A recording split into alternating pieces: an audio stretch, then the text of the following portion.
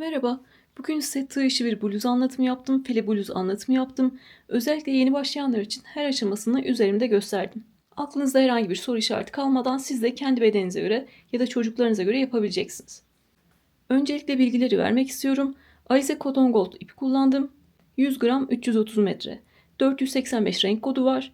4 yumak almıştım. 3,5 yumak kadar kullandım. Siz bedenini daha büyük yapacaksanız, boyunu daha büyük yapacaksanız yumak sayısını artırmanız gerekiyor.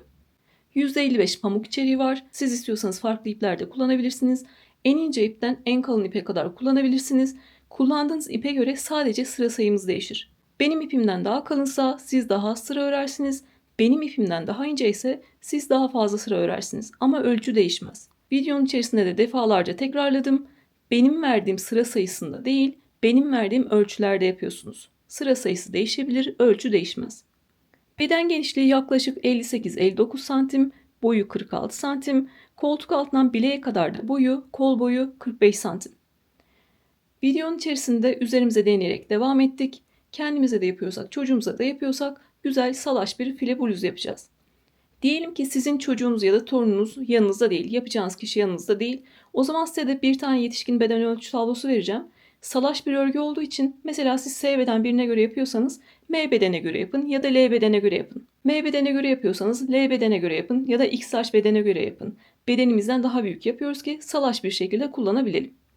Yanında olmayanlar da o şekilde yapabilirler. Bir beden ya da iki beden üstünü örebilirler. Baştan sona da 3 milim tığ kullandım.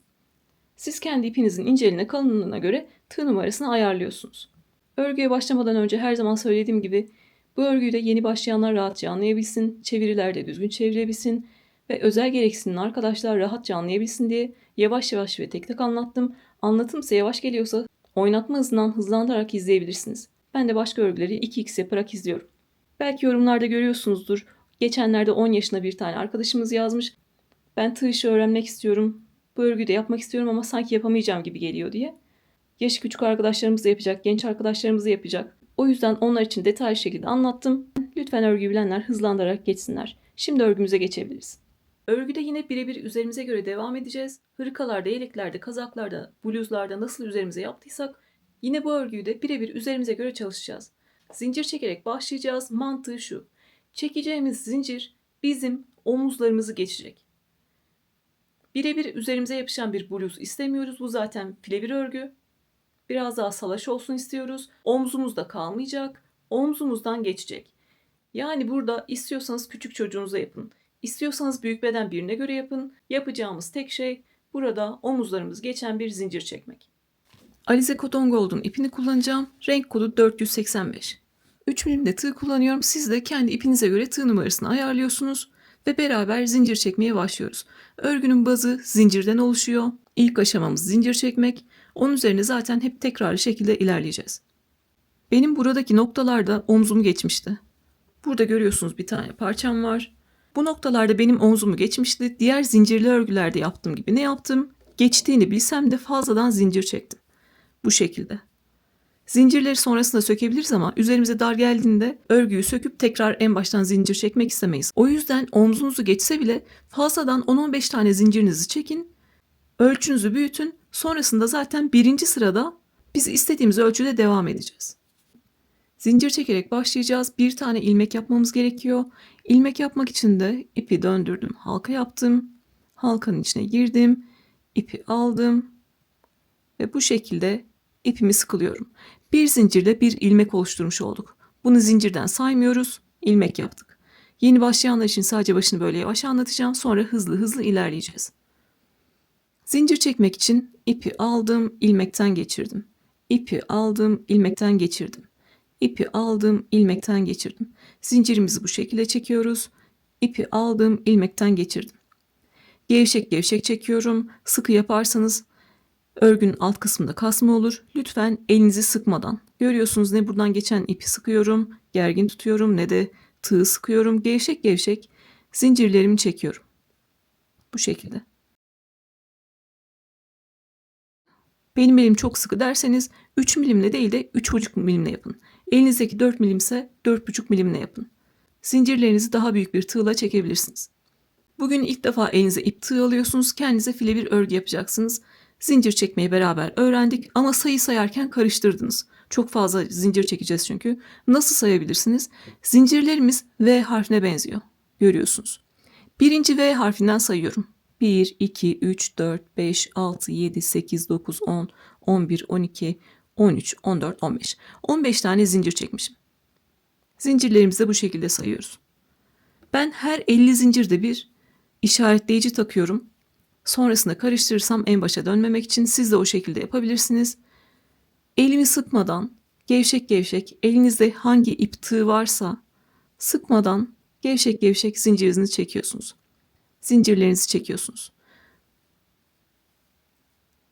Bu aşamada herhangi bir sayı saymanıza zaten gerek yok. Bizim referansımız omzumuzu geçmesi. Omzumuzu geçene kadar zincirlerimizi çekiyoruz.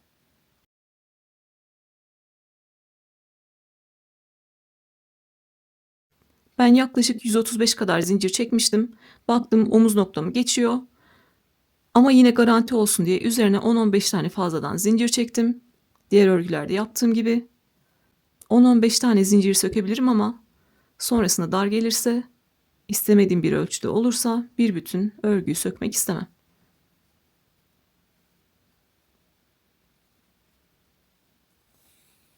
Bu şekilde. Siz de şimdi elinizdeki iple tığla istediğiniz kadar zincirleri çekiyorsunuz.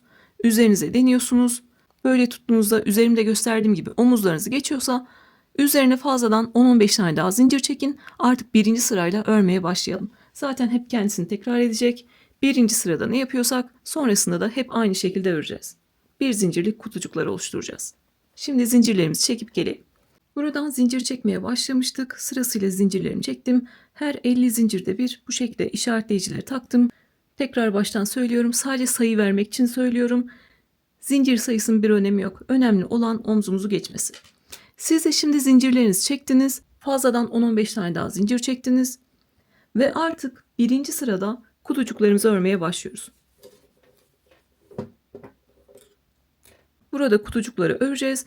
Birinci sırada zaten fazladan zincirlerimizi bırakacağız.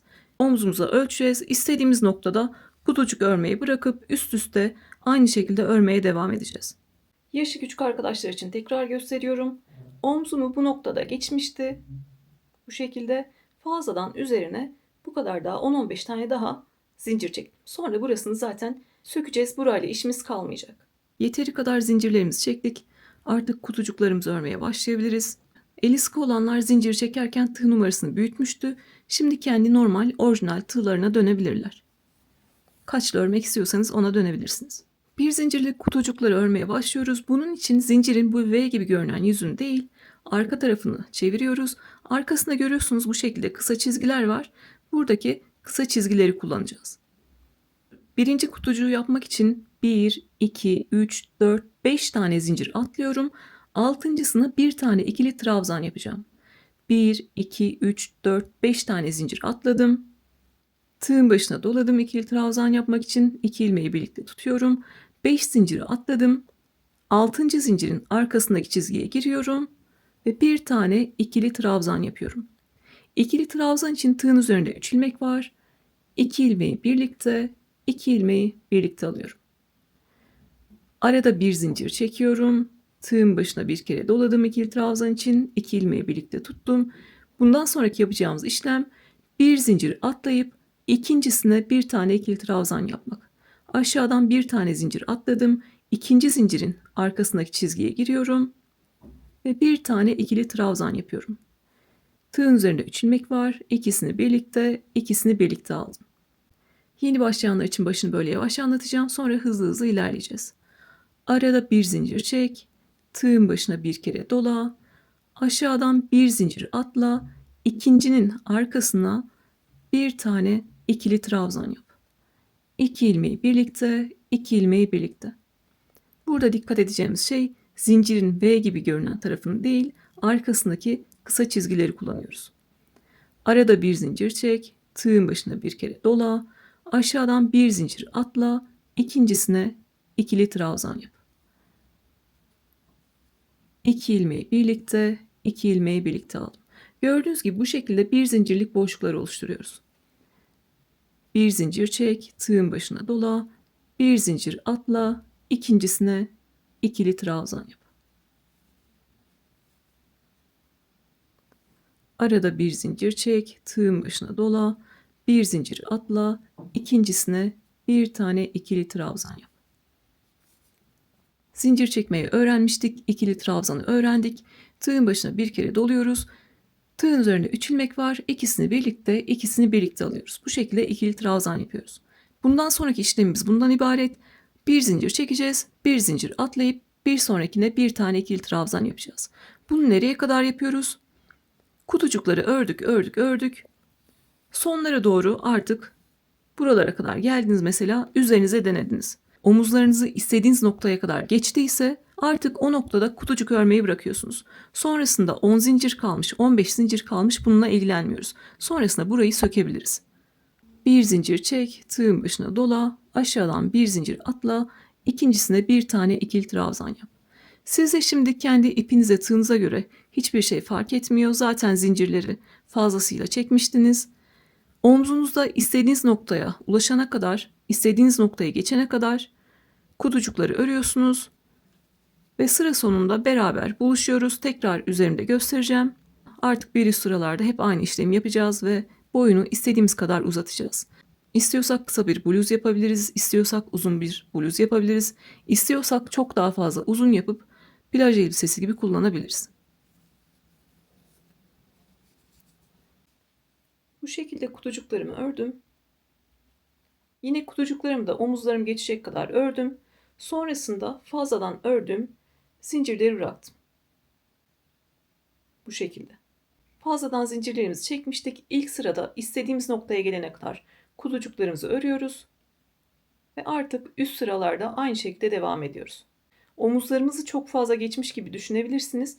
Burada önemli olan, sonrasında kol öreceğiz. Kolumuz da burada başlayacağı için güzel bir akışı olacak. Siz bunu üzerimize giydiğimizde bu şekilde olacak gibi düşünmeyin. Buralar omzumuzdan düşecek. Kollarımıza devam edecek. Siz de kutucuklarınızı yaptınız, bu şekilde koydunuz. Sonrası zaten omzumuzdan düşecek. Buralardan itibaren kol öreceğiz. Artık bir üst sıralara çıkabiliriz. Diğer anlattığım file bluzları da bu şekilde yapmıştık. Çok fazla kızına, kendisine, torununa yapan oldu. Birebir aynı mantıkta ilerliyoruz. Bizim 2 tane parçamız olacak. Biri önümüze gelecek, biri arkamıza gelecek. İkisi de eşit olacak. Ben buradaki parçayı hazırlamıştım. Üzerime deneyip tamam dediğimde 66 tane kutucuk yapmıştım. Bu şekilde. Size şimdi ölçü olarak da söyleyeceğim. Birinci parçayı yaptığımızda ikinci parçayı da birinci parça gibi yapıyoruz. 2 tane eşit parçaya ihtiyacım var. Şu anki beden genişliği şöyle göstereceğim. Buradan böyle koydum. Yaklaşık 59,5-60 santim. Beden genişliği o kadar olmuş. Birinci sırada 59,5-60 santime 66 kutucukta ulaştım. İkinci parça yaparken hiçbir ölçüye ihtiyacım yok. Birinci parçada 66 tane kutucuk yaptığım için ikincisinde de aynısını yapıyorum. Siz de kendi örgünüzde şu an birinci parçayı örüyorsunuz. Bunun anlatımı bittikten sonra aynı parçadan bir tane daha öreceksiniz. Burada mesela diyelim ki siz 70 kutucuk mu yaptınız? İkincide de 70 yapıyorsunuz. İkinci parçada da çocuğunuza yaptığınız 40 kutucuk mu yaptınız? İkinci parçada da 40 tane kutucuk yapıyorsunuz. Yine fazladan zincirlerinizi çekeceksiniz zaten. Bedenimize göre kutucuk sayısını ayarladık. Çocuğumuz, torunumuz yanımızda değilse ne yapacaktık? Standart beden ölçü tablosunda bir beden büyük üstünü yapacaktık. 66 tane kutucuğu yaptım. Artık bir üst sıraya çıkmam gerekiyor. Onun için ne yapıyorum? 1, 2, 3, 4 tane zincir çektim. Bu 4 zincirin 3'ü bir tane ikili trabzan demek. 4. zincirde arada çektiğimiz bir zincir demek. 4 tane zincir çektim. Örgümü döndürdüm. Artık işimiz çok kolay. Tığın başına doladım. Aşağıdaki trabzanın üzerine geliyorum. Tepesine giriyorum. Tüm V harfini aldım. Bir tane ikili trabzan yaptım. İkisini birlikte, ikisini birlikte. Arada bir zincir çek. Tığın başına dola. Aşağıdaki trabzanın üzerine bir tane ikili trabzan yap. Bir zincir çek. Aşağıdaki trabzanın üzerine bir tane ikili trabzan yap. Arada bir zincir çek, tığın başına dola, aşağıdaki trabzanın üzerine bir tane ikili trabzan yap. bir zincir çek ve aşağıdaki ikili trabzanın üzerine bir tane ikili trabzan yap. Bu şekilde. Bunu artık istiyorsanız 30 sıra, istiyorsanız 300 sıra örün. Baştan sona örümümüz değişmeyecek. Arada bir zincir çekiyoruz. Aşağıdaki ikili trabzanın üzerine bir tane ikili trabzan yapıyoruz. Arada bir zincir çek. Aşağıdaki ikili trabzanın üzerine ikili trabzan yap. Bir zincir çek. İkili trabzanın üzerine ikili trabzan yap. Bir zincir çek ve ikili trabzanın üzerine bir tane ikili trabzan yap. Bu şekilde. Bir zincirlik kutucuklar oluşturuyoruz ve sıra sonuna kadar geliyoruz. Sıra sonuna kadar gelelim. Bitişi beraber yapalım. Tekrar bir üst sıraya çıkışı göstermek istiyorum. Bir üst sıraya çıkışlarımız da değişmeyecek. Arada bir zincir çekip ikili trabzanın üzerine ikili trabzan yapmamız da değişmeyecek. Birinci sırada artık bedenimize göre ayarladık. Sonra boyunu istediğiniz kadar yapabilirsiniz. 4 zincir çekerek buradan örmeye başlamıştık. İkili trabzanların üzerine ikili trabzan yapıyoruz ve arada bir zincir çekiyoruz. Bu şekilde bir zincirlik kutucuklarımızı oluşturduk ve sıra sonuna kadar geldik. En son trabzanın üzerine de bir tane ikili trabzan yaptım. Yine arada bir zincir çekiyorum. Burada 5 tane zincir atlamıştık biliyorsunuz. Tığın başına doladım. Aşağıdan bir zincir atladım. İkinci zincirin içine giriyorum. Bir tane ikili trabzan yapıyorum. Burada da yine bir zincirlik boşluğumu oluşturmuş oluyorum. Burada geri kalan 4 zincirin 3'ü bir tane ikili trabzan demek. Bir zincir de arada kalan bir zincir demek. Yine orada da sayılarımızı oturtmuş oluyoruz. Kaç sıra örersek örelim sıra başlarımız ve sonlarımız değişmeyecek. Bir üst sıraya çıkarken ne yapıyoruz? 1, 2, 3, 4 zincir çekiyoruz. Örgümüzü döndürdük. Tığın başına doladık. İlk gördüğüm trabzanın üzerine bir tane ikili trabzan yapıyorum. Arada bir zincir çek. Aşağıdaki ikili trabzanın üzerine bir tane ikili trabzan yap. Arada bir zincir çek. Tığın başına dola. Aşağıdaki ikili trabzanın üzerine ikili trabzan yap. Bu şekilde. Kaç sıra örersek örelim. Bir üst sıraya 4 zincirle çıkıyoruz ve aşağıdaki ikili trabzanların üzerine ikili trabzan yapıyoruz. Arada da bir zincir çekiyoruz. Arada bir zincir çektim. Aşağıdaki ikili trabzanın üzerine ikili trabzan yaptım. Bu şekilde yine sıra sonuna kadar geliyoruz. Sıra sonlarındaki işlemimiz de değişmeyecek. 4 tane zincirimiz vardı. Birinci zinciri atladım. İkinci zincirin içine giriyorum. Bir tane ikili trabzan yapıyorum. Yine en son bir zincirlik kutucuğu da oluşturdum. Tekrar 4 zincir çekiyorum. Bir üst sıra için tekrar 4 zincir çekiyorum. Örgümü döndürdüm. İlk trabzanın üzerinden ikili trabzan örmeye başlıyorum. Arada bir zincir çek ve ikili trabzanın üzerine ikili trabzan yap. Bu şekilde. Burada önemli olan neydi? Bizim beden genişliğimize göre bluzumuzu ayarlamamız. Omuzlarımızdan düşürdük, salaş bir örgü olacak. Omuzlarımızdan düşmezse kasma olur. Kollarımız yukarıdan başlar, dik şekilde durur. Vatkalı gibi durur ve kötü görünür. Omuzlarımızı geçti, kutucuklarımızı birinci sırada ayarladık.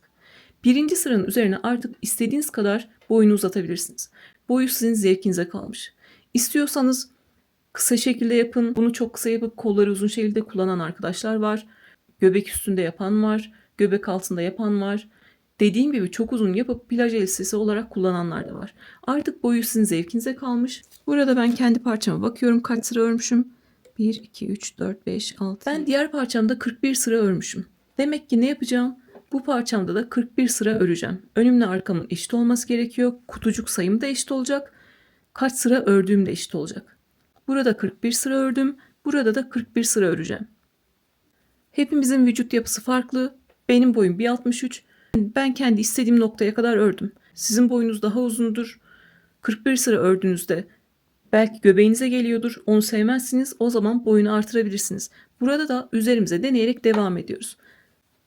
20 sıra örün deneyin, 30 sıra örün deneyin, 40 sıra, 50 sıra örün deneyin. Tamam dediğiniz noktada birinci parçayı artık bitiriyorsunuz. Benim biraz sonra göstereceğim gibi. İkinci parçayı da aynı şekilde örüyorsunuz. Ben de şimdi ikinci parçaya başladım.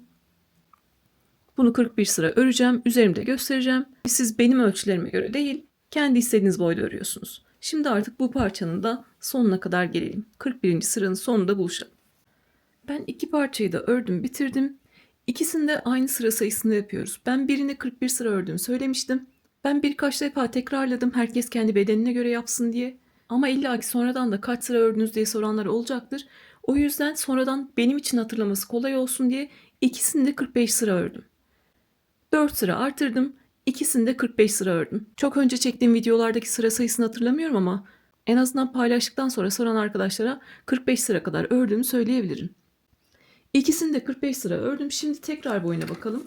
Sıra sayısını artırmamız neye yarıyor? Sadece boyunu büyütmemize, uzatmamıza yarıyor. Şu andaki boyu 46 santim. Enini 59,5 60 santim ölçmüştük. Boyu da ben 45 sırada 46 santime ulaşmışım. Sizin ipiniz incedir, kalındır. Sizin ölçünüz farklı olabilir. Benimle aynı ölçülerde yapmak istiyorsanız ne yapacaksınız? 46 santime gelene kadar öreceksiniz. 45 sıra değil, 46 santime gelene kadar öreceksiniz. İpiniz kalınsa belki sizinki 40 sırada biter. İpiniz ince ise belki sizinki 50 sırada biter. Yani ipinizin inceliğine kalınlığına göre sadece sıra sayısı değişir. Bunu da örgü bilenler zaten bilirler. Yeni başlayanlar için söylüyorum. Siz de zaten boyunu istediğiniz kadar örmüştünüz. Üzerinize denediniz, tamam dediğiniz noktada artık iplerinizi bıraktınız. Ben de kesmedim, iplerim burada duruyor. Fazladan zincirlerimizi çekmiştik. Mesela burada daha fazla çekmişim, burada daha az çekmişim. Omzum geçtikten sonra buranın bir önemi yok. 5 tane kalmış, 10 tane kalmış ya da 20 tane kalmış, önemi yok. Sonradan buraları sökeceğiz. Onları idareten çekmiştik. Şimdi artık parçaları bitirdik. Bundan sonraki aşamamız ne? Yaka boşluğunu oluşturma. Ne kadar yaka boşluğu istiyoruz? Yine üzerimize deneyeceğiz. Ona göre yaka boşluğumuzu oluşturacağız.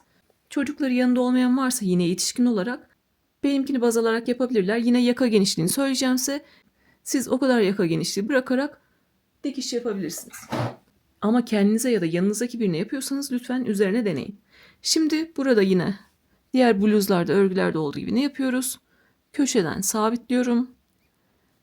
Buradaki gibi işaretleyiciniz yoksa iplerinizi kısa şekilde kesin. Oradan iplerinizi bağlayabilirsiniz. Şimdi köşelerden sabitledik. Bunu üzerimize geçireceğiz. O aşamayı da yine üzerimde göstereceğim. Yaka genişliğini istediğimiz kadar ayarlayacağız. Daha dar istiyorsanız daha fazla dikiş yaparsınız. Daha açık istiyorsanız, omuzu düşük şekilde kullanmak istiyorsanız o zaman da daha geniş yaparsınız. Orası artık yine sizin zevkinize kalmış. Şimdi yine üzerimde göstereceğim. Yaka genişliğimizi belirleyeceğiz ve artık dikiş yapacağız. Bu şekilde üzerime geçirdim. Gördüğünüz gibi omuzlarım geçti. Artık ben burada neye karar vereceğim? Yaka genişliğini ne kadar yapmalıyım? Burada kenarlardan zaten tutturmuştuk. Bakıyorum.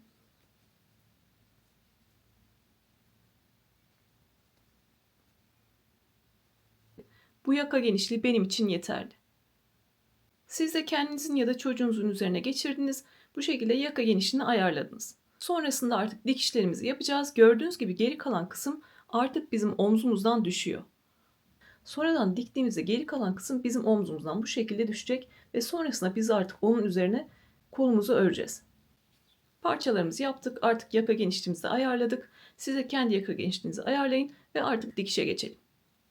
Artık dikişe geçeceğiz. Öncelikle yeteri kadar ip bırakıp keselim ve onunla da dikiş yapalım.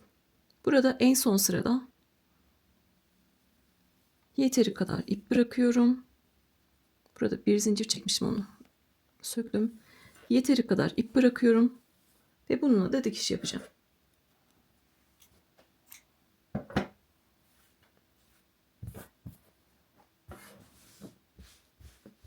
Zinciri bilerek sökmedim.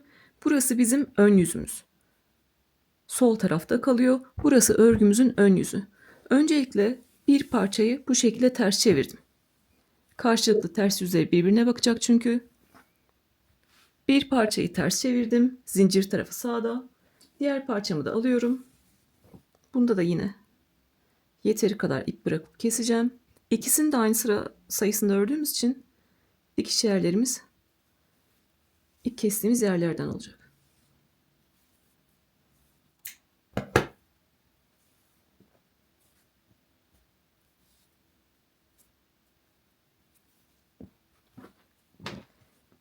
Zincir noktam bu tarafta. Bir tanesini de düz şekilde yerleştiriyorum. Gördüğünüz gibi karşılıklı ters yüzleri birbirine bakacak. Bu şekilde yerleştiriyoruz.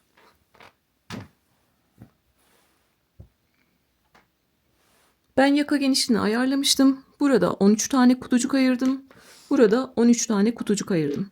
Demek ki arka tarafta da ne yapacağım? 13 tane kutucuk ayıracağım. 1, 2, 3, 4, 5, 6, 7, 8, 9, 10, 11, 12, 13. Buraya işaretleyiciyi takıyorum. Eşit şekilde ilerlemem lazım. Önde de arkada da aynı sayıda kutucuğu ayarlıyorum. Bu tarafta da 13 tane sayıyorum. 2, 4, 6, 8, 10, 12, 13. Buraya da işaretleyiciyi taktım. Artık dikişimi yapabilirim. Buradaki işaretleyicilere ihtiyacım yok artık. Siz de doğru ölçünüzde artık istediğiniz ölçüde yaka genişliğini ayarladınız. İşaretleyicileri taktınız ve artık dikiş yapmaya başlayabiliriz. İki tarafta da aynı işlemi yapacağız. Buradan başlayabiliriz. Plastik iğneler de kullanabilirsiniz. Elinizde hangisi varsa onu kullanabilirsiniz. Artık dikişe başlıyoruz. Gördüğünüz gibi zincir ve trabzan tepeleri V harfine benziyor. İki tane kanadı var. Biri örgünün dış yüzünde, güzel yüzünde, biri iç yüzünde, arka yüzünde. Ben bugün dış kanatları alarak dikeceğim. Tüm sayılarımız karşılıklı eşit. Burada öncelikle 4 tane zincir çekmiştik. 3'ü bir tane ikili trabzan, 4'üncü de aradaki bir zincir demiştim. Şimdi ben karşılıklı trabzanları birleştireceğim için ne yapacağım? 1, 2, 3. zincirin dış kanadına giriyorum. Örgünün güzel tarafında olan kanadına giriyorum. Bu şekilde. Karşıda da yine örgünün güzel tarafında olan, dış tarafında olan kanadına giriyorum. Ve karşılıklı dikiyorum. Sonrasında zincirlerimiz var. Bu tarafta zincirin dış kanadı, diğer tarafta zincirin dış kanadı. Bu tarafta trabzanın dış kanadı, diğer tarafta trabzanın dış kanadı. Tüm sayılarımız zaten eşit. Karşılıklı zincirler ve trabzanlar denk geliyor. Sadece aynı şekilde ilerlediğimizi görmeniz için zincir ve trabzan diyorum. Zincirlerin dış kanadını aldım. Trabzanların dış kanadını aldım. Çok sıkı sıkı yapmıyorum ki orada kasma yapmasın, çukur şekilde görünmesin. Zincirlerin dış kanadı, trabzanların dış kanadı. Zincirlerin dış kanadı, trabzanların dış kanadı. Bu şekilde. 13 tane kutucuk ayırmıştım. Karşılıklı zincir ve trabzanlarımız eşit. Sırasıyla her bir tepenin dış kanadına girerek karşılıklı şekilde dikiyorum.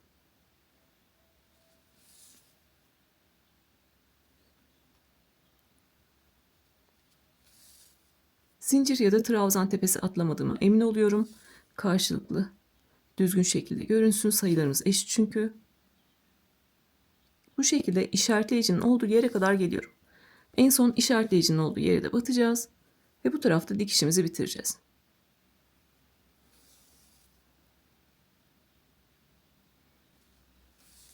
Örgüyü bilenlerin içinde tığla birleştirmeyi sevenler varsa tığla da birleştirebilirler.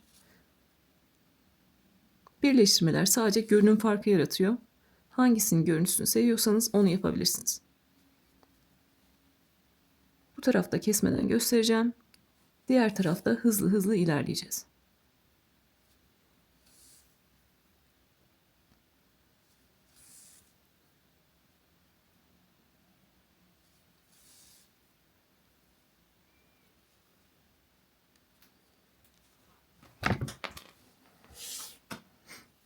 İşaretleyiciyi çıkardığım yerdeyim. Trabzan tepesinin dış kanadı ve trabzan tepesinin dış kanadı. Burada en son bitişimizi yapmadan şunu saymamız gerekiyor. Dediğim gibi belki trabzan ya da zincir tepesi atlamış olabiliriz. İşaretleyiciyi taktıktan sonra karıştırmış olabilirsiniz. Burada sayıyorum. 1, 2, 3, 4, 5, 6, 7, 8, 9, 10, 11, 12, 13. 1, 2, 3, 4, 5, 6, 7, 8, 9, 10, 11, 12, 13. Tüm sayılarım eşit. Artık bitebilirim. Siz ip takmışsınızdır, ipiniz gevşemiştir, çıkmıştır. O an fark etmezsiniz. Zincir ya da trabzan atladığınızı. Tüm kutucuk sayılarınız karşılıklı eşit olsun. En son trabzan tepesine batmıştık. Bitiş yapmak için tekrar aynı yere giriyorum. Burada ipimi geçirdim. Sıklayıp buradaki dikişi bitiriyorum. Sonra buradaki ipimizi gizleyeceğiz. Bu tarafa geliyorum. Yeni başlayanlar için başını göstereceğim. Sonra hızlı şekilde ilerleyeceğiz. En son ne yapıyoruz? İşaretleyicinin olduğu trabzanların dış kanadına da batıyoruz. Bitiş yapmak için tekrar aynı yere batıp ipimizi orada sabitliyoruz ve dikişimizi bitiriyoruz. Yine önümü aldım. Diğer tarafta ne yaptıysam aynısını tekrarlıyorum. 1, 2, 3. zincirin dış kanadına girdim. Burası da trabzan tepesinin dış kanadı sayılıyor. Ve karşıda da trabzan tepesinin dış kanadına girdim. Tüm sayılarımız eşit. Karşılıklı artık zincir ve trabzanların dış kanadını alarak işaretleyicinin olduğu yere kadar gelelim. Trabzanların dış kanatlarına batalım. Tekrar aynı yere batıp orada ipimizi diğer tarafta yaptığımız gibi sabitleyelim. Dikişi yaptık. Dikiş kısmında bu şekilde görünüyor. Artık ne yapacağız? Kol boşluğumuzu oluşturacağız. Altıgen hırkalarda olsun, diğer kazaklarda, motifli hırkalarda, yeleklerde olsun. Biliyorsunuz ben kol boşluğunu yetişkinler için 22 santim yapıyorum. Yetişkinlerde kol boşluğu 21-22 santim yeterli geliyor. Ama yine vücut yapımız farklı ya da çocuklarınıza yapıyor olabilirsiniz. Her çocuk aynı yaşta, aynı boy ve kiloda değiller. Çocuklarınızın sınıfını düşünün. Hepsi farklı boy ve kilodalar, aynı yaşta olsalar bile. O yüzden ne yapıyoruz? Yetişkin olarak kendimize yapsak da, çocuğumuza da yapsak yine buradan zaten artık yaka boşluğunu oluşturduk. Üzerimize geçiriyoruz. Siz yine 22 santimi ayarlayın. Bu tarafta 22 santim.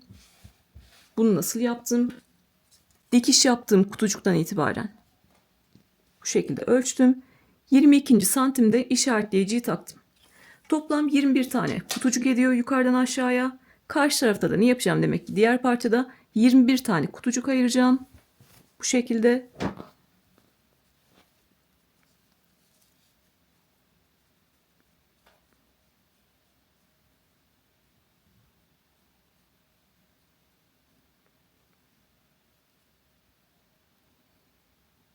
Karşı tarafta da 21. kutucuğu bu şekilde sabitledim. Yani burada 22 santimlik bir kol boşluğu oluşturmuş oldum. Diğer tarafta da aynı işlemi yapıyoruz ve üzerimize geçiriyoruz. Üzerimize geçirdiğimizde kolda kasma yapıyorsa hatta onu da yapmışken göstermek istiyorum. Yine diğer tarafta da aynı 21 tane kutucuk karşılıklı yapayım. Lütfen siz kutucuk sırasını değil 22 santime göre ayarlayın. Şimdi ipiniz farklıdır, tığınız farklıdır ya da ipimiz tığımız aynı olsa bile sizin eliniz sıkıdır, gevşektir. Sıra sayısı uymaz. Önemli olan ölçü.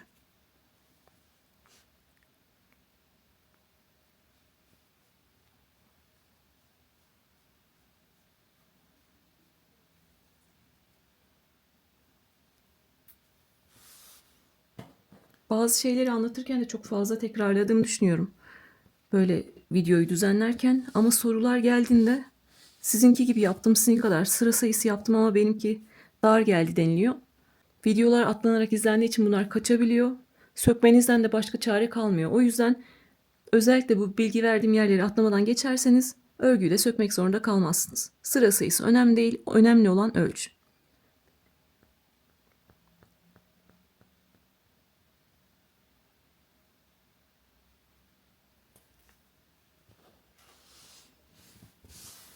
İki tarafta da 22 santimlik kol boşluğunu oluşturdum diğer örgülerde olduğu gibi. Şimdi üzerimde nasıl duracak bakalım.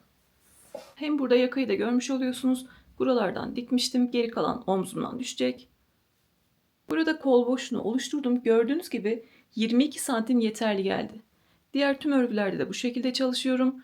48 bedene kadar yaptım. Gönderdiğim yetişkinler için de yeterli geldi. Hepimizin vücut yapısı farklı. Kolumuz kalın olabilir, üst bölgemiz kalın olabilir. Omzumuz geniş olabilir. Burada da kol boşluğunu ayarlarken ne yapıyoruz? Burada neyi baz almıştık? Omzumuzdan geçmesini, düşmesini baz almıştık. Burada neyi baz alıyoruz? Koltuk altımızda kasma yapmayacak. Burada böyle bu şekilde kasma yapmayacak. Kasma yaparsa burada kötü bir görüntü olur. Gördüğünüz gibi koltuk altını geçiyor, kasma yapmıyor. Kendi üzerinize geçirdiniz. Buralarda kaldıysa, kasma yaptıysa demek ki 22 santim sizin için yeterli değil. Siz de 23 santim yaparsınız, 24 santim yaparsınız. Beden genişliğiniz büyüktür.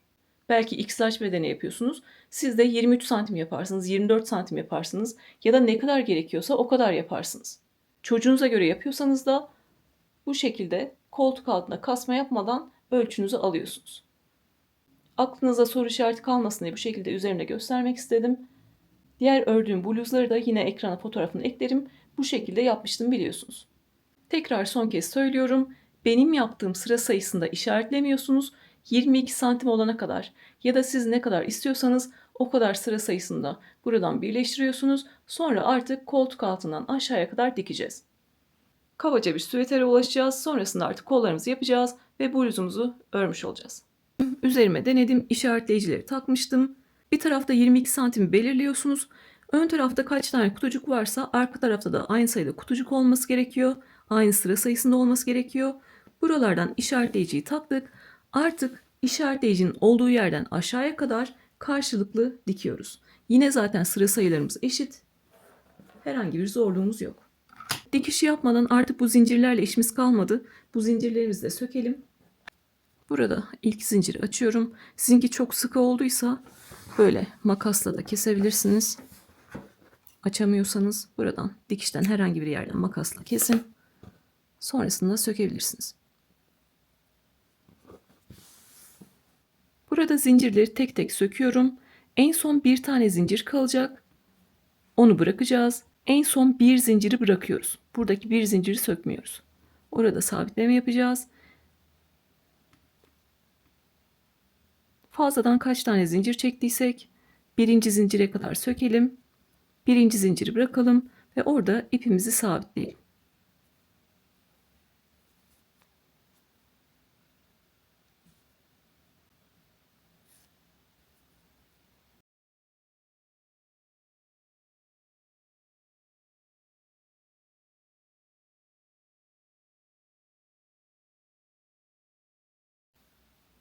Burada son iki zincir kaldı. En son zinciri bırakıyorum. İpimi çektiğimde burada sabitlemiş oluyorum. İpimi çekiyorum ve burada sabitliyorum. Sonrasında geri kalan ipi kesebiliriz. Burada keselim. Sonra onu örerken yine gizleriz. Dikerken gizleriz. Burada da aynı işlemi yapıyorum. Burada daha fazla zincir çekmişim. Herhangi bir yerden kestim.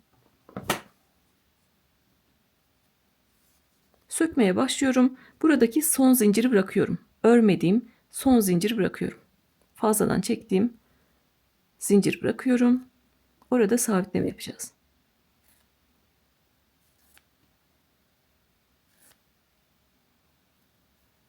Burada fazla zincir çektiğim için şöyle vakit kaybetmeyelim.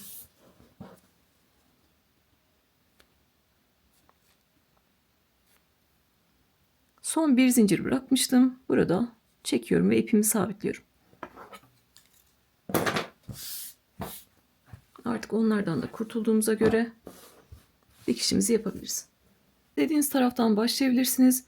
Burada işaretleyicileri taktığım yerden başlıyorum.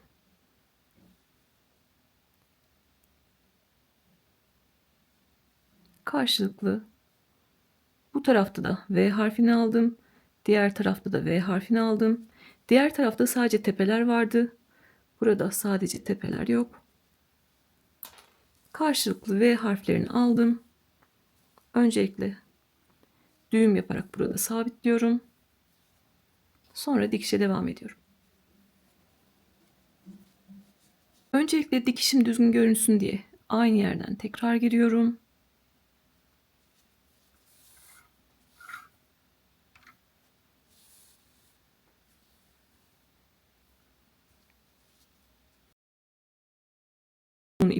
Kutucuğun ipinden bir tane aldım. Diğer taraftaki kutucuğun ipinden bir tane aldım. Burada dikkat edeceğimiz şey karşılıklı kutucukları ve trabzanları denk getirmek. Bu tarafta bir tane ip mi aldınız? Diğer tarafta da bir tane alıyorsunuz.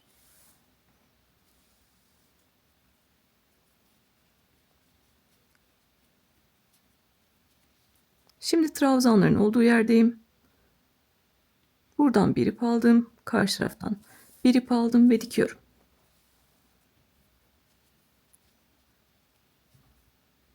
Kutucuğa geldim. Karşılıklı birer ip aldım ve diktim. Çok sık sık yapmıyorum gene. Karşılıklı devam ediyorum. Yeter ki bu şekilde kutucuklar ve trabzanlar denk gelsin. Gördüğünüz gibi dikiş yaptım ama karşılıklı kutucuklar ve trabzanlar aynı şekilde görünüyor. Yeni başlayanlar için birkaç tane daha göstereceğim. Kutucuğun olduğu yere geldim. Bu taraftan bir ip aldım. Karşı taraftan bir ip aldım ve dikiyorum. Sıkı sıkı yapmıyorum. Kasma yapmasın. Yine kutucuğun olduğu yerden bir ip aldım. Karşıdan bir ip aldım ve diktim. Karşılıklı iki trabzan denk geliyor. Bu taraftan bir ip aldım. Karşı taraftan bir ip aldım.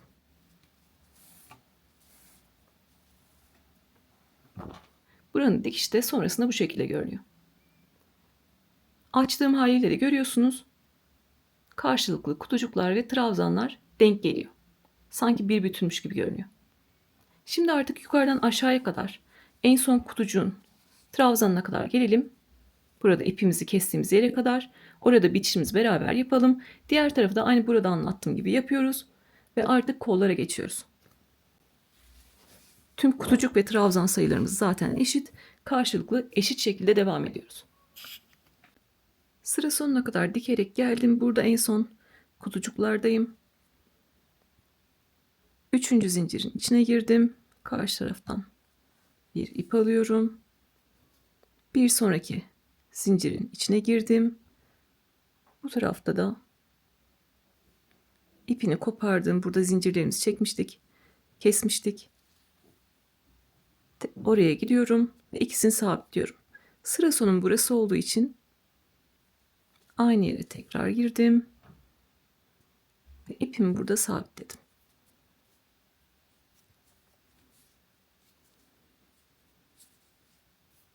Yine buradaki kutucuğumuzda görüyorsunuz arada bir tane zincir var. Dikişi de şu şekilde göstermek istiyorum. Burası örgümüzün düz yüzü. Dikişimiz de bu şekilde görünüyor. Dikiş ipimiz de aynı renk olduğu için dikiş çok fazla göze batmıyor. Şimdi diğer tarafı da aynı bu şekilde yapıyoruz. İşaretleyicinin olduğu yerden başlıyoruz. Sıra sonuna kadar en son kutucukları da birleştiriyoruz. Diğer tarafta da ipimizi kesiyoruz. Sonrasında artık kollara geçeceğiz. Bu tarafta yaptığım gibi diğer tarafta da işaretleyicinin olduğu yerden başladım ve sıra sonuna kadar geldim. Aynı yerden ipimi tekrar geçirdim ve orada ipimi sabitledim. Gördüğünüz gibi dikiş de bu şekilde görünüyor.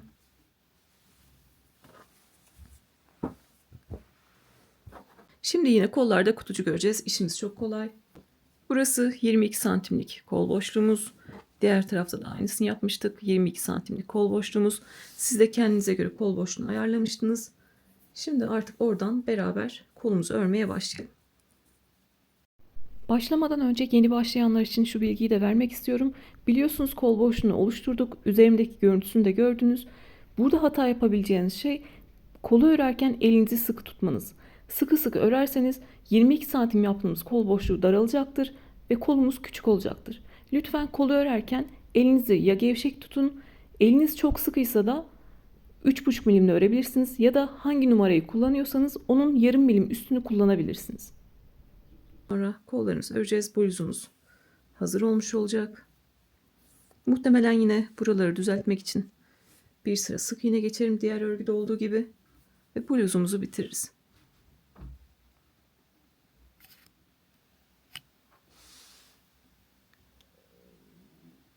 Bir zincirde bir ilmek oluşturuyorum. İkili trabzan öreceğim için tığın başına bir kere doladım. Önü ve arkası eşit zaten. Bir tarafı arka olarak belirleyin. Bitişimiz, başlangıcımız hep arkaya denk gelsin. 3 zincir noktalarımız hep arkaya denk gelsin. O yüzden ben burayı arka kabul ediyorum. Hatta buraya bir tane kırmızı işaretleyici takayım. Önü de arkası da eşit. Sadece Bir üst sıraya çıkarken zincir çekeceğiz. Zincir noktası arkada kalsın. Kolu önüme aldım. Burası sırtı kabul ediyorum. Tığın başına bir kere doladım. İstediğiniz herhangi bir yerden başlayabilirsiniz. Burası sırt, mesela buradaki trabzanın üzerine batıyorum. Buradaki çubuk gibi görünen trabzanın üzerine batıyorum. İpimi aldım. Tığın üzerinde 3 ilmek var. İkisini birlikte aldım. Arada bir zincir çektim. Tığın başına doladım. Bir sonrakine geliyorum. Bir tane ikili trabzan yapıyorum. Yapacağımız işlem değişmiyor. Yine bir zincirlik kutucuklar yapıyoruz. Bir zincir çek, tığın başına dola ve buradaki trabzanın üzerine bir tane ikili trabzan yap. Şimdi burada bizim trabzan tepelerimiz yok. Buralarda olduğu gibi. Burada V harfine benziyordu. Üzerine batıyorduk. Ama buralar bizim 4 zincirle yukarı çıktığımız yerler. O yüzden düzgün bir trabzan tepemiz yok. Trabzanın tepesinden bu şekilde iplerinden giriyoruz ve oraya ikili trabzan yapıyoruz. Bir zincir çekiyorum, tığın başına doladım ve buradaki trabzanın tepesine bir tane ikili trabzan yaptım. Trabzanın tepesindeki ipe yapıyorum. Üzerindeki ipe yapıyorum. Burası benim koltuk altına gelen yerim. Arada bir zincir çektim, tığın başına doladım. Tam dikiş yerinin ortasına batıyorum. Dikiş yerinin ortasına battım. Bir tane ikili trabzan yaptım. Arada bir zincir çektim, tığın başına doladım. Yukarı doğru yine trabzanların üzerine batıyorum ve ikili trabzan yapıyorum. Arada bir zincir çek ve trabzanın üzerine ikili trabzan yap. Koltuk altında bu şekilde geçmiş olduk. Gördüğünüz gibi güzel de bir kavis vermiş olduk. Burada tam dikiş yerine batıyoruz. Dikiş yerinin ortasına batıyoruz. Tekrar şöyle bakın, siz de kendinizinkini de kontrol edin. Şu ipi şöyle alalım. En son buradaki trabzanın tepesine battık. Dikiş yerine battık. Sonra yukarı doğru devam ediyoruz. Artık ön parçaya geçtik. Burada trabzanın tepesine battık. Arada bir zincir çekmeyi unutmuyoruz. Yapacağımız tek işlem yine bir zincirlik kutucuklar. Burada zaten sadece zeminimiz düzgün değil. Sonra bir üst sıralara çıktığımızda yine parçaları örerken olduğu gibi trabzan tepelerine batacağız. İşimiz daha kolay. Arada bir zincir çekiyorum ve trabzanın tepesine bir tane ikili trabzan yapıyorum. Arada bir zincir çek ve trabzanın tepesine bir tane ikili trabzan yap. Yine bu şekilde bir zincirlik kutucuklarımı oluşturuyorum. Omuzla dikiş yaptığımız yere kadar gelelim. Orayı da beraber geçelim. Sonra koltuk altına kadar aynı şekilde devam edeceğiz. Omuzla dikiş yaptığım yere kadar geldim. Burada yine arada bir zincir çektim. Burada sadece dikiş yerinin ortasına battığımda size göstereyim onu. Gördüğünüz gibi büyük bir boşluk oluyor. Bir zincirlik boşluk değil de daha büyük bir boşluk gibi oluyor. Onu istemiyorum. O yüzden orada kasma yapmaması için ne yapacağım? Yine arada bir zincir çektim. Burada dikiş yerinin sağından giriyorum bu şekilde. Bir zincirlik boşluk oluşturdum. Tekrar bir zincir çektim. Tığın başına doladım. Dikiş yerimiz görüyorsunuz. Buradan buraya. Bir bu tarafa batmışım, bir bu tarafa batmışım. Buraya battım, bir tane ikili trabzan yaptım. Arada bir zincir çektim. Tığın başına doladım. Bir de bu tarafta, sol tarafta dikiş yaptığım yere giriyorum. Bir tane ikili trabzan yapıyorum. Sonra yine arada bir zincir ve trabzanların üzerine bir tane ikili trabzan. Dikiş yerini tekrar göstereceğim. Buralar aynı zaten. Gördüğünüz gibi dikiş yerinin oraya da bir tane kutucuk yapmış olduk. Sonra yine ikili trabzan örmeye başladığım yere kadar arada bir zincir çekiyorum ve trabzanların üzerine bir tane ikili trabzan yapıyorum. Bir üst sıralardaki işimiz çok kolay. Artık trabzan tepelerimizi düzelttik. Sadece V harfi gibi görünüyorlar. Örmesi daha kolay olacak. Buradan örmeye başlamıştık. Sıra sonuna kadar geldim. Bir tane ikili trabzan yaptım en son. Arada bir zincir çekiyorum. İlk yaptığım ikili trabzanın tepesine giriyorum. V harf şeklinde görünüyor. Tepeye girdim ve ilmekten kaydırdım. İpimi ilmekten kaydırdım. Birinci sırayı bu şekilde bitirmiş olduk kolda. Sonraki sıralarımız çok kolay. 1, 2, 3, 4 zincir çekiyorum. 3'ü bir tane ikili trabzan demek. 4'üncü de arada çektiğimiz bir zincir demek. Tığın başına dola. Bir sonraki trabzanın tepesine ikili trabzan yap. Arada bir zincir çek. Bir sonraki ikili trabzanın tepesine ikili trabzan yap. Arada bir zincir çek. Bir sonraki ikili trabzanın tepesine ikili trabzan yap. Arada bir zincir çek ve bir sonraki ikili trabzanın tepesine ikili trabzan yap. Yani biz ön ve arka parçayı yaparken nasıl yaptıysak aynı şekilde devam ediyoruz. Arada bir zincir çekiyoruz ve ikili trabzanın üzerine ikili trabzan yapıyoruz. Koldaki işlemimiz de bundan ibaret. Artık ikinci sıraya çıktık. Batacağımız yerler, trabzan tepeleri artık düzgün.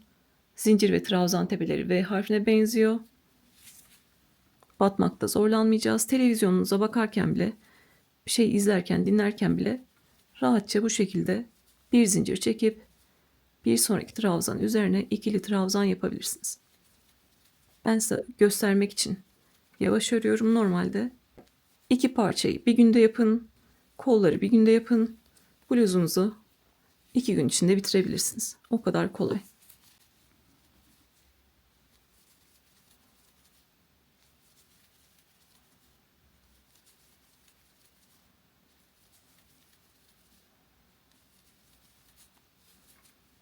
Bu şekilde.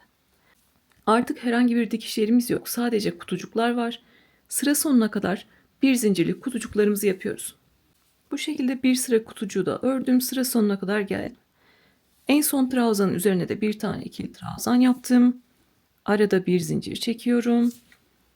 1, 2, 3. zincirin içine giriyorum. V harfinin içine girdim. İpimi aldım ve ilmekten kaydırdım. Son kutucuğu da böyle yapmış oluyoruz. Bir üst sıraya nasıl çıkacağız? 1, 2, 3, 4 zincir çekiyorum. Tığın başına doladım. Sırasıyla ikili trabzanların üzerine ikili trabzan yapıyorum. Arada bir zincir çek. İkili trabzanın üzerine ikili trabzan yap. Arada bir zincir çek. İkili trabzanın üzerine ikili trabzan yap. Arada bir zincir çek ve ikili trabzanın üzerine ikili trabzan yap. Koldaki örme işlemimiz de bu kadar kolay. Sıra sonuna kadar geldik. Arada bir zincir çektik. 3. zincire kaydırdık. Tekrar 4 zincir çekip ikili trabzanın üzerinden ikili trabzan örmeye başlıyoruz. Bu şekilde bir zincirlik kutucuklarımızı oluşturuyoruz. Şimdi bunu nereye kadar yapacağız derseniz, yetişkinlerde yine tabii ki kişiye göre, vücuduna göre değişir. 43, 44, 45 santim yeterli geliyor. Daha minyon biriyseniz 43 santim de yeterli gelebilir.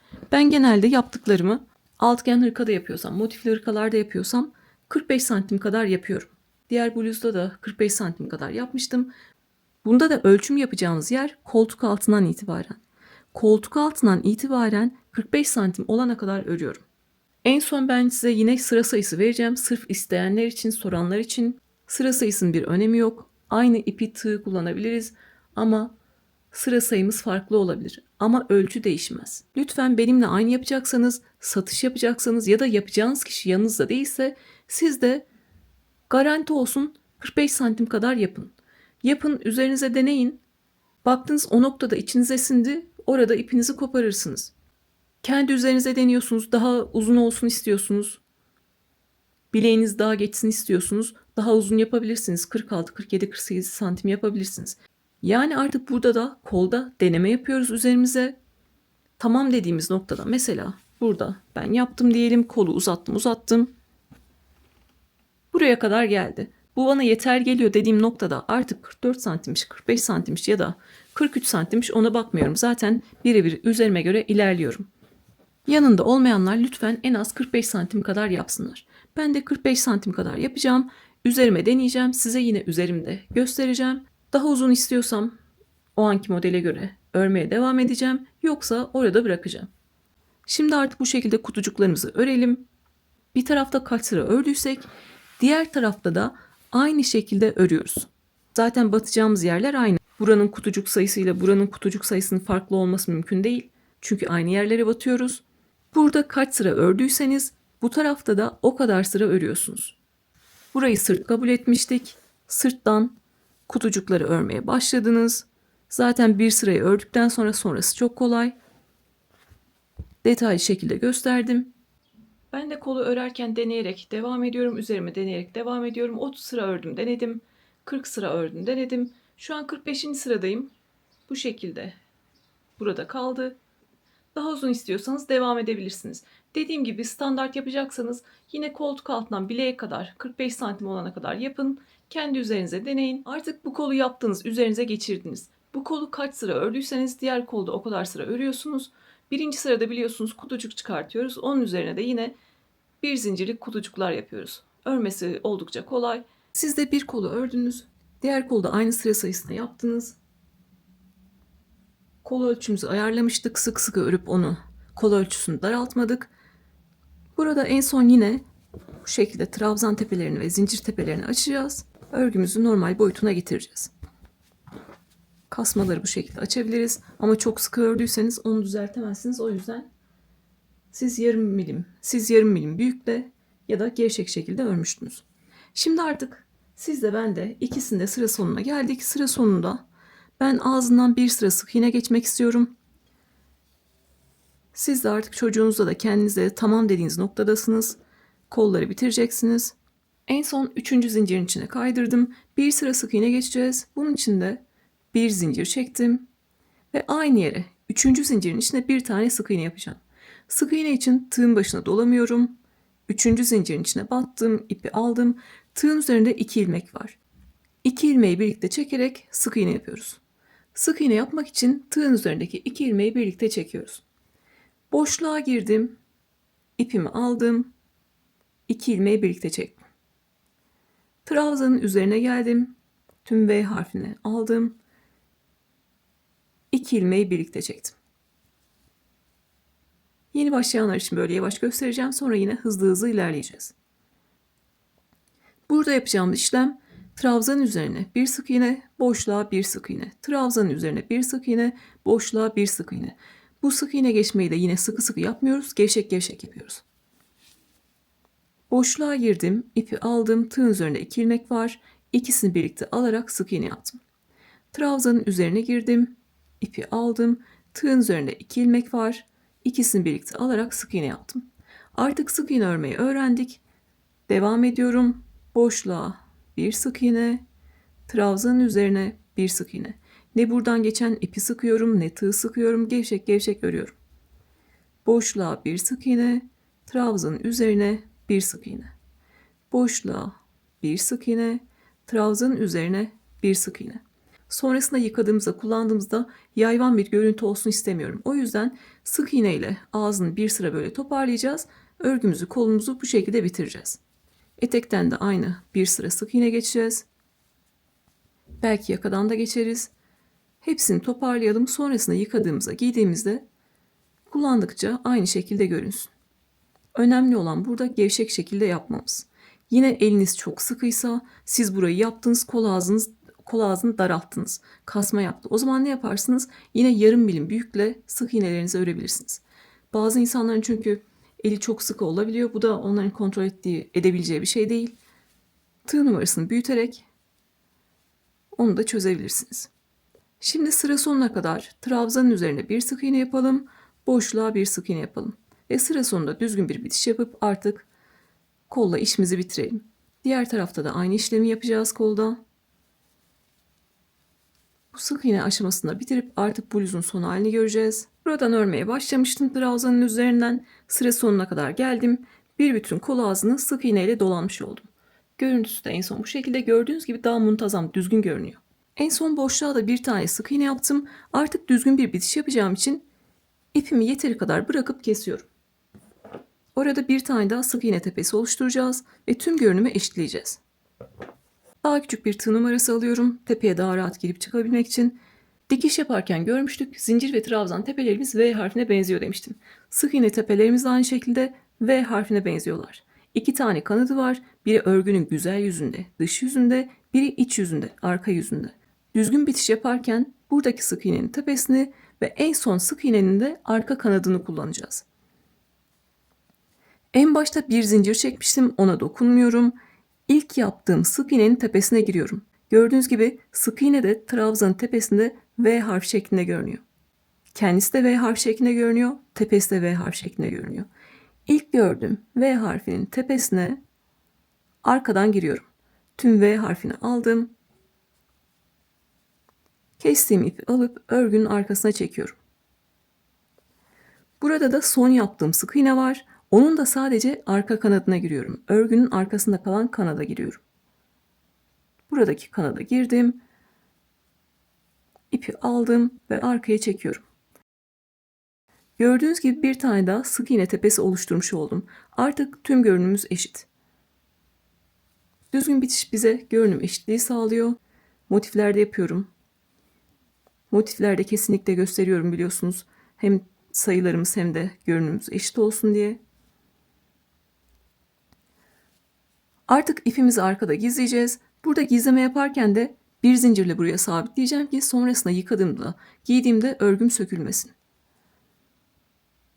Bunun için de ipi aldım, kestiğim ipi aldım. Burada bir ilmek yaptım. İpi ilmekten geçirdim. Yani bir zincirle buraya sabitledim. Artık ben yıkasam da giysem de böyle esnetsem de oradan sökülmeyecek. Geriye kalan ipi sık iğnelerin altından geçirerek gizliyorum. Burada yeni başlayanlar için böyle detay gösterdim. Belki ilk defa yapıyorlardır, ilk defa görüyorlardır. Diğer kolda, etekte, yakada bunları hızlıca geçeceğiz.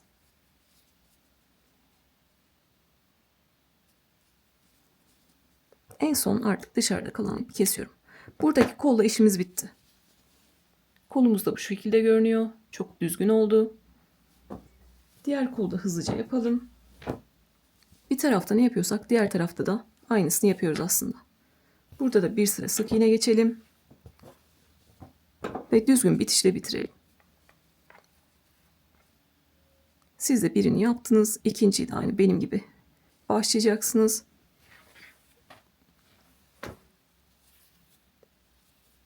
Sıra sonunda düzgün bir bitiş yapacaksınız. Başlangıcı gösteriyorum sadece. Bir zincir çektim ve yine üçüncü zincirin içine bir tane sık iğne yaptım. Bir zincir çektim ve üçüncü zincirin içine bir tane sık iğne yaptım. Boşluğa bir sık iğne, trabzan tepesine bir sık iğne. Boşluğa bir sık iğne ve trabzan tepesine bir sık iğne. Bu şekilde en son boşluğa da bir tane sık iğne yapalım. İpimizi yeteri kadar keselim. Diğer tarafta detaylı göstermiştim. Aynı şekilde düzgün bitiş yapıp ipimizi gizleyelim. Sonrasında artık eteğe geçelim, yakaya geçelim ve bluzumuzu bitmiş haliyle görelim. Kulda aynı şekilde yaptım. Artık eteğimizi de bir toparlayalım. Etek kenarında toparlayalım. Burası arkasıydı biliyorsunuz. Arkadan yine başlayalım. Bitişimiz, başlangıcımız arkaya denk gelsin. Zaten düzgün bir bitiş yapacağız. Görünümüz eşit olacak ama yine de arkada başlamakta fayda var. Burada bir zincirlik boşluklar ve trabzanlar var. Ve köşelerdeki gördüğünüz gibi dikiş yerleri var. Oralara da batacağız ve sık iğne yapacağız. Yine bir zincirle bir ilmek oluşturdum. İstediğiniz herhangi bir yerden başlayabilirsiniz. Sırtta koltuk altına yakın bir yerden başlıyorum. Mesela buradaki trabzanın üzerinden başlayalım. Yine trabzanın üzerine bir sık iğne, boşluğa bir sık iğne. Gevşek gevşek yapıyorum. Trabzanın üzerine bir sık iğne ve boşluğa bir sık iğne. Trabzanın üzerine bir sık iğne ve boşluğa bir sık iğne. İlmekten kalan ipi arada gizliyorum. Burada dikiş yaptığımız yere geldik. Dikiş yaptığım yere de batıyorum. Bir tane sık iğne yaptım. Sonra yine boşluğa bir sık iğne, trabzan tepesine bir sık iğne. Boşluğa bir sık iğne ve trabzan tepesine bir sık iğne. Aynı koldaki gibi devam ediyoruz. Gevşek gevşek örüyoruz. Tek fark eden buradaki dikiş yerine de battık. Bir tane sık iğne yaptık. Bu şekilde boşluğa bir sık iğne, trabzan tepesine bir sık iğne olarak diğer tarafta da dikiş yerine bir tane sık iğne yaparsınız. Sizinki iki tane alıyorsa iki taneyle geçebilirsiniz. Sayının bir önemi yok. Burada böyle bir kasma olmasın, birbirine çekme olmasın. İki taneyle de geçebilirsiniz. Yine sıra sonuna geliyorsunuz. Boşluğa bir tane sık iğne yaptıktan sonra ipinizi kesiyorsunuz. Kolda olduğu gibi düzgün bir bitişle bitiriyorsunuz. Şimdi ben de sıra sonuna kadar geleceğim. Aynı olan yerlerle sizin vaktinizi de almak istemiyorum. Burayı da bitirelim, yakaya geçelim. Etekte de bir sıra sık iğne geçtik. Oranın o yayvan görüntüsünü de almış olduk. Hem de koltuk altlarındaki dikiş yerlerini düzeltmiş olduk. Şimdi yapmışken yakadan da bir sıra sık iğne geçelim. Orası da düzgün şekilde görünsün. Yine bir zincirle bir ilmek oluşturdum. Örgünün arkası neresi? Örgünün arkası burası. Yine sırtta bir yerden başlayalım. Buradaki iplerimizi de şöyle kısa keselim. Onları da sık iğnenin altına gizleyebiliriz. Sonrasında yaka bittikten sonra da örgünün içinde kalan ipler varsa siz de onları da temizlersiniz. En son bitmiş halini görürüz. Siz de kendinizinkini de bitirmiş olursunuz. Bir zincirle bir ilmek yaptım. Sık iğne yapacağım için tığın başına dolamıyorum. Yine istediğiniz yerden başlayabilirsiniz. Dikiş yaptığımız yere yakın. Arkada bir yerde başlayalım yine. Mesela buradaki trabzanın üzerine giriyorum. İpimi aldım. İlmeği de arada gizleyeceğim. 2 ilmeği birlikte alarak sık iğne yaptım. Boşluğa bir sık iğne, trabzan tepesine bir sık iğne. Sık iğne, örmemiz değişmiyor.